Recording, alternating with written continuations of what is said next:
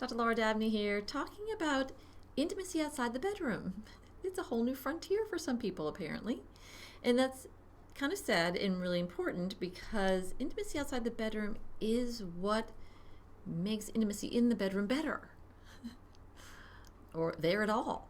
Some people come in and they are complaining that they don't have intimacy in the bedroom, but there's a whole dearth of intimacy in the relationship, period. So I'm going to share with you a couple of things that, actually 3 forms of intimacy that you may not have thought of. And I have several people coming back to me telling me how much it's made a difference to them. One is to do things together. This may sound obvious, and it's all over social media, the movies and everything. When you see a happy couple, they're doing something together. But people, you get really busy and you're at your work and she's at her work, and then you come home and someone's making dinner and someone's watching the TV or working with the kids, and then he's on his phone, she's watching a movie. I don't know. It's all different. And then they wonder where the intimacy is. Or they think that's okay, but they could have date night. But then something happens. The babysitter's sick, the kid's sick, they're too tired to go out. So that goes by the wayside, right? And this doesn't have to be sex, and this doesn't have to even be talking. This can just be anything. So if you think about things that you do that you can invite your significant other to join you, or can you just go join your significant other? I mean, something as simple as getting ready in the morning. Can you go in the bathroom and get ready at the same time? Again, it doesn't have to be deep conversation to be intimate, just hanging out together. What if your significant other's cooking and you went in and offered to be the taste tester, or to chop up some vegetables, or just sit and have a glass of wine together while she's cooking? So there's a lot of different ways that we can hang out together to increase the intimacy. It doesn't have to be a big production. It doesn't have to involve a babysitter. Just time hanging out. We'd be amazed at how much that can help. That one little change. So here's another one. People, if you think about it, most people divide themselves up into either avoiders of confrontation or ones who sort of dive head on into confrontation. I would say nobody really likes confrontation. No one's ever come in and said, I liked confrontation. But some people are, I guess they call themselves more, I take action. When I see something wrong, I take action. So either you're an action taker or you're an action avoider in difficult discussions. If you're a action avoider when you sense difficulty, that is really decreasing the intimacy. I know you think it's increasing intimacy because you're avoiding confrontational topics or difficult topics, but it doesn't work because you're actually leaving and you're burying something that's bothering you. And therefore that serves as a symbolic wedge between you and your significant other. And you don't think you show it, but most people in long-term relationships sense that something is wrong. And that's another wedge. Okay? So if you're an avoider, try to step in to what you think is going to be a difficult conversation. But here's a line you can use to ease that transition. You don't have to dive right in.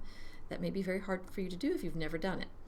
So you might start with simply saying that you're anxious about the conversation. You can talk about the anxiety even before the conversation.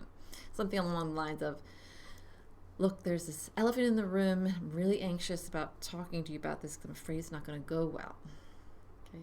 If you say that, you're preparing the other person for some difficulty, or maybe they know you're already in distress, so there's a higher chance that they're going to try to soothe you, that they may not go off into, some rant or whatever it is you're afraid of because you've already told them this is so hard for you. Okay? So use that as a way to bridge that avoidance.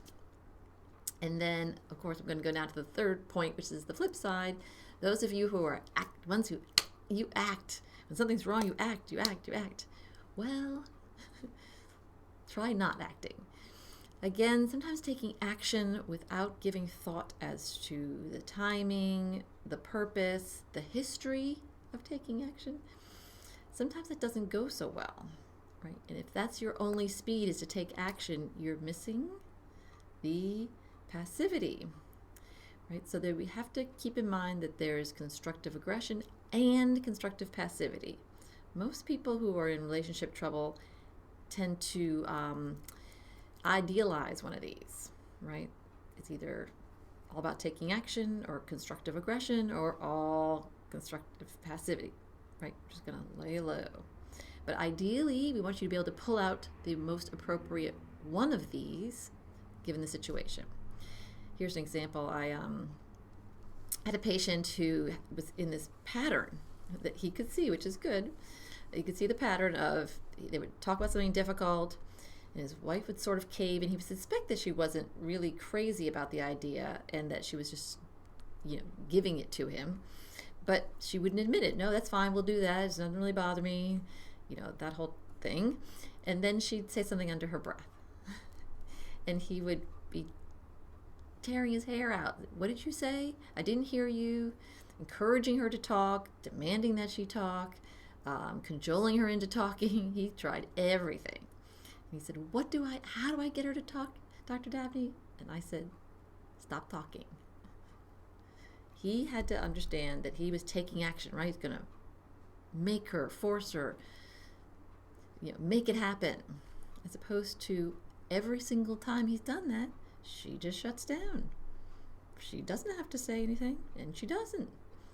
So he wasn't seeing the pattern and the results, and that he has the control of not starting the conversation in the first place, right? If she says something under her breath, don't say anything. Guess what happened? Well, she then had to come back and tell him if she really wanted him to hear, or she stopped saying it. I've had 2 examples of those, and both times one of those things happened. And they were shocked that passivity sometimes works better. And as in the previous example, sometimes stepping in and getting something taken care of, taking action, constructive aggression, is also sometimes better. Okay, so those are simple ways you can bridge the gap between you and your significant other, which means increasing the intimacy. So I'm always interested in how it goes, so please let me know. 757-340-8800.